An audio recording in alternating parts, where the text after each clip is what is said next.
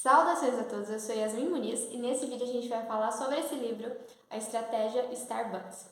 Então, o que me motivou a ler esse livro? Como vocês podem perceber pelas minhas leituras, não é algo tão ocasional, eu leio coisas de negócios e afins, embora não seja uma das coisas que eu não tenho interesse, então não é sobre isso, mas não é uma leitura que geralmente está no meu portfólio.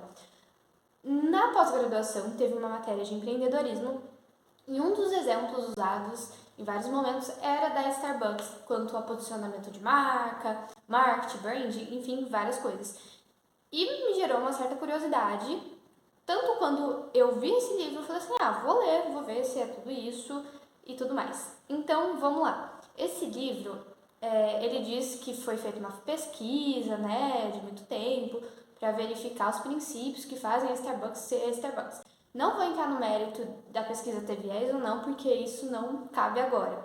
Mas a questão foi feita, por exemplo, uma teoria de por que a Starbucks deu tão certo e como que eles conseguiram fazer uma cultura assim tão forte de, por exemplo, tanto os usuários se sentirem bem no ambiente da Starbucks, quanto funcionários, alta diretoria e até mesmo simpatizantes com a marca.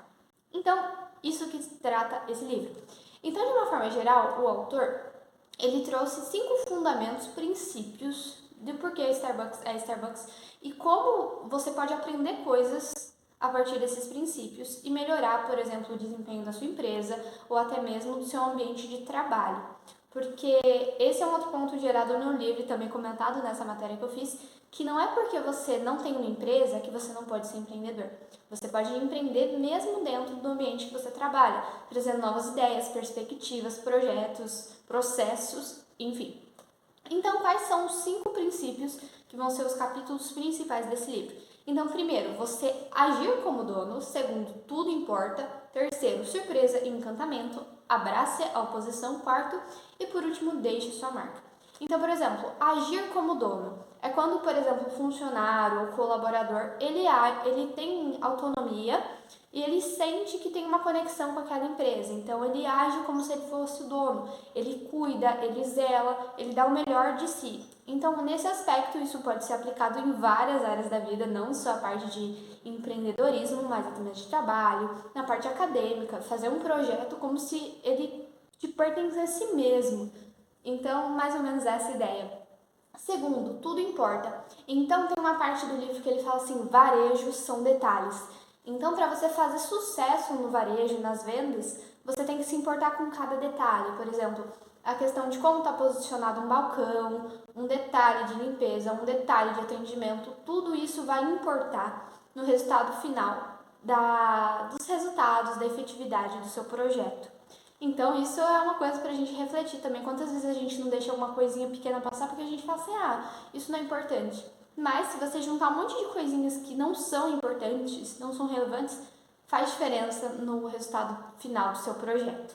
Então, deixar de fazer, por exemplo, trazendo para a vida acadêmica, deixar de fazer alguma correção no seu trabalho agora, porque você não acha importante, vai juntando, vai juntando, vai juntando. Quando chegar lá na sua qualificação, você vai ter que mudar, quase o seu trabalho inteiro, porque você negligenciou os detalhes. Terceiro, surpresa e encantamento.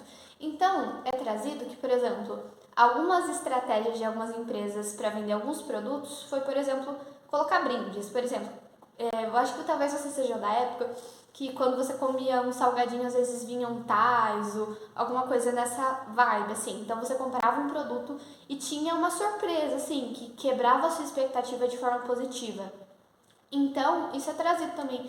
Você quebrar a expectativa do óbvio, você quebrar a expectativa, só que de uma forma moderada, porque uma pessoa sempre tende a querer mais daquela mesma coisa.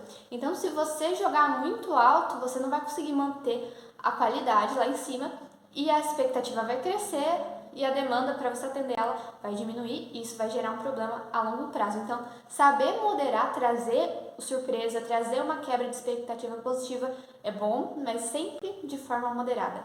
Quarto, abraçar a oposição.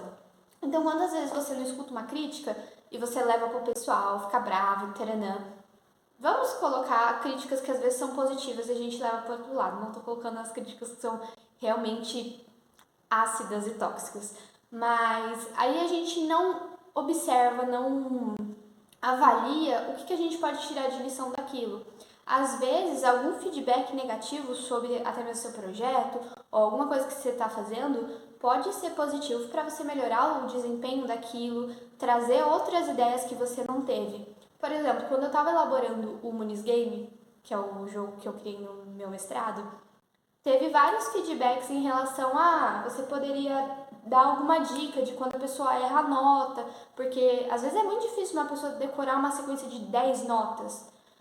E foi uma coisa muito valorosa, porque realmente, se você está estimulando mais a parte de memória do que a parte motora em si, então ter uma dica depois de alguma quantidade de erros foi extremamente válido. Eu sou grata que dê esse feedback.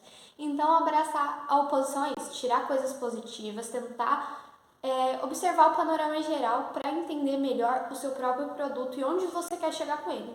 E quinto, deixar a sua marca. Então, como você quer ser lembrado? Como você quer que o seu produto, a sua empresa seja lembrada? Por uma empresa banal ou algo diferente?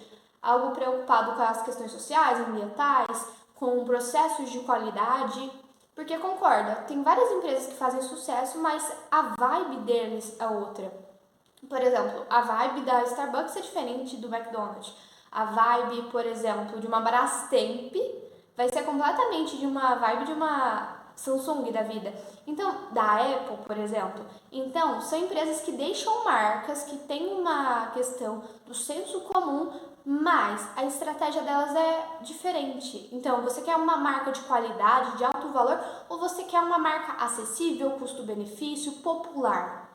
E há várias nuances, não há apenas esses dois aspectos. Mas é basicamente isso.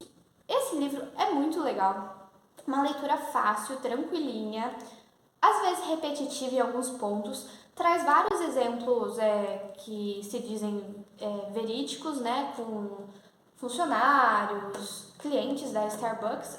Muito interessante. Não levaria 100%, né, porque não sei, depois vai ter o vídeo parte 2, porque eu nunca fui numa Starbucks, então eu só sei o que as pessoas me falam e o que esse livro trouxe. Mas depois eu queria bater a experiência do livro com a real para ver se as coisas estão realmente alinhadas, porque ainda não teria propriedade para falar se realmente condiz com a realidade. Mas, entretanto, contudo e todavia, as lições desse livro, os princípios, são muito válidos e são inquestionáveis que isso trazem fatores positivos para a experiência empresarial, enfim, isso não é discutível. Ok, se você tem alguma experiência, manda aí nos comentários. Se tem sugestão de livro, manda também. Sinta-se à vontade. Ok? É isso. Bons estudos, boas leituras e projetos.